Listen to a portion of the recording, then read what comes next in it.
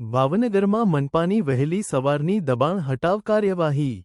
ભાવનગર શહેરમાં આજે વહેલી સવારે મહાનગરપાલિકા દ્વારા ગેરકાયદેસર દબાણો સામે વિશાળ કાર્યવાહી કરવામાં આવી હતી।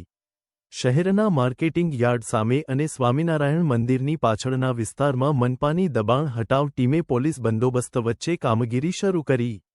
લાંબા સમયથી રોડ, ફૂટપાથ અને સરકારી જમીન પર ઊભા થયેલા ગેરકાયદેસર શેડ, સ્ટોલ અને નાના નિર્માણોને મનપાની ટીમે તોડી પાડ્યા।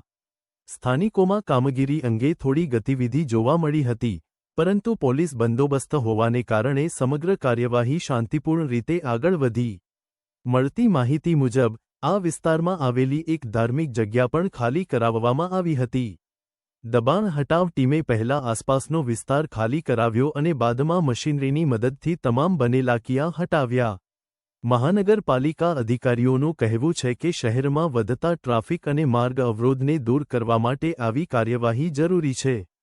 ગેરકાયદેસર દબાણોને કારણે લોકોની આવનજાવન મુશ્કેલ બની રહી હતી। મનપાએ સ્પષ્ટ કર્યું છે કે શહેરના અન્ય વિસ્તારોમાં પણ આવનારા દિવસોમાં આવી કાર્યવાહી ચાલુ રહેશે।